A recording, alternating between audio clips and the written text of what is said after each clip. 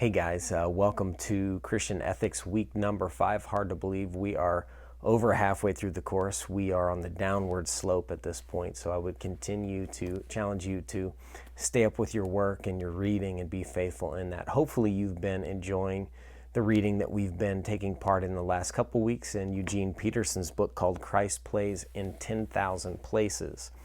And if you have that book near you, it would be a good thing for you right now to have that close by. We're going to be reading a section from that, page 313. If you don't have that book, you might hit pause on the video and go find it.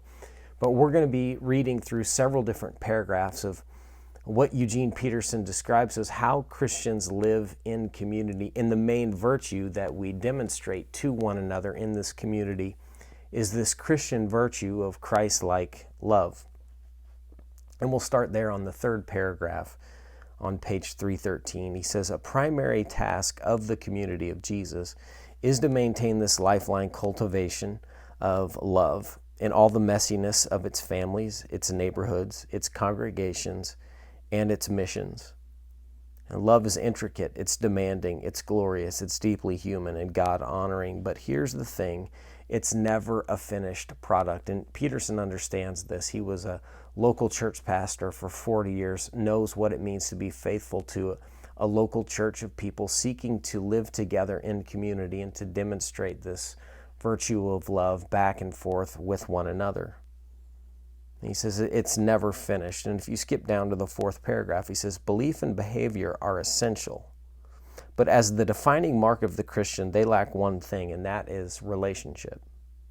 They're both prone to abstractions or programs. Abstractions, learning right belief, are good, and programs, learning right behavior, are good. And this is what he said in the very beginning of the book in his introduction. This is what spiritual theology is all about, the Spirit working in and through us to change the way that we live. But that cannot take place without theology, a right belief about God. He says, but it's also possible to master the abstractions and carry out the programs impersonally. In fact, it's far easier if it's done impersonally. And teaching people to think rightly and accurately is largely a cognitive process. We learn the right words and acquire the appropriate images for thinking about, imagining, and responding to God in Christ. All this is important. Still, it is possible, and not only possible, but common, to think rightly and to live badly, to live impersonally. Knowledge does not turn into acts of love automatically. In the way that we seek to demonstrate this virtue of Christ-like love is within the community of the church. And this is what he talks about this week. I hope you're challenged by this reading. Also, a few things I want to remind you of looking forward to weeks number 7 and 8. Obviously, we have the normal assignments this week, the posts that you're going to make, the responses that you're going to make, the quizzes that you'll take, but also continue to look forward to weeks number 7 and 8. Week number 7, you're going to be turning in your annotated bibliography, and that, even though it doesn't sound like a big deal, like it's just gathering a few books, that's actually one of the major assignments in terms of the percentage of your grade.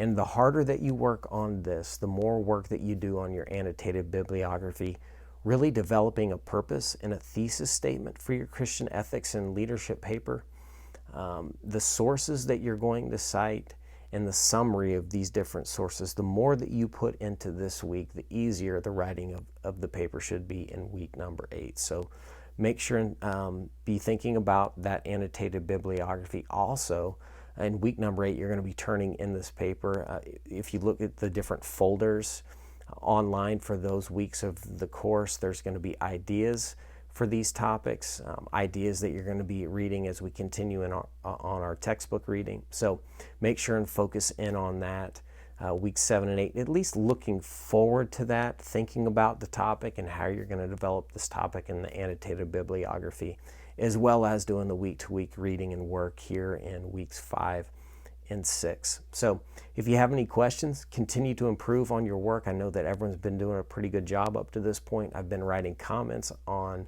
the rubric as I've turned the grades in and as you've been reading through those.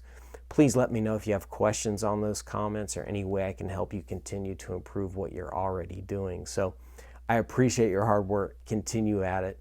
Look forward to talking to you again next week. If you have any questions, please let me know. God bless you, and thanks thanks for your time in this course. I appreciate your efforts.